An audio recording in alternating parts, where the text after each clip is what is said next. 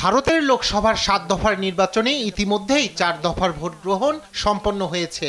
এই নির্বাচনে টানা তৃতীয়বার ভারতের প্রধানমন্ত্রী হওয়ার দৌড়ে নেমেছেন নরেন্দ্র মোদী। আর সেই লক্ষ্যে মঙ্গলবার বারাণসী থেকে মনোনয়নপত্র জমা দেন তিনি। মনোনয়নপত্র দাখিলকে কেন্দ্র করে একাধিক কর্মসূচিতে অংশ নেন প্রধানমন্ত্রী মোদী। স্থানীয় সময় সকালে কাশীর দশাশ্বমেধ ঘাটে পূজা দেন তিনি।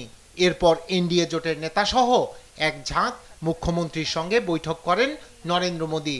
এদিন সকালেই সোশ্যাল মিডিয়া প্ল্যাটফর্ম এক্সে কাশী নিয়ে স্মৃতি বিজড়িত এক ভিডিও পোস্ট করে মোদী লেখেন, আমি অভিভূত এবং আবেগপ্রবণ।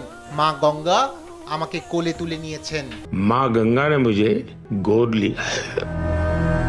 মনোনয়নপত্র দাখিলের আগের দিন 6 কিলোমিটার দীর্ঘ রোড শো করেছেন প্রধানমন্ত্রী মোদী। এই সময় সঙ্গে ছিলেন উত্তরপ্রদেশের মুখ্যমন্ত্রী যোগী আদিত্যনাথ। আর সেই রোড শোয় পুনরায় ক্ষমতায় গেলে বারাণসী সহ পুরো ভারতের সামগ্রিক উন্নয়নে নিজেকে উৎসর্গ করার প্রতিশ্রুতি দেন তিনি।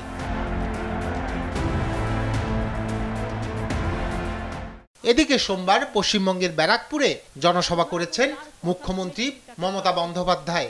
মোদীর 400 আসন জয়ের স্বপ্নকে অলীক ও অবাস্তব আখ্যা দিয়ে তিনি বলেন, সাম্প্রদায়িক বিজেপিকে দিল্লির মসনদ থেকে ক্ষমতাচ্যুত করবে তৃণমূল।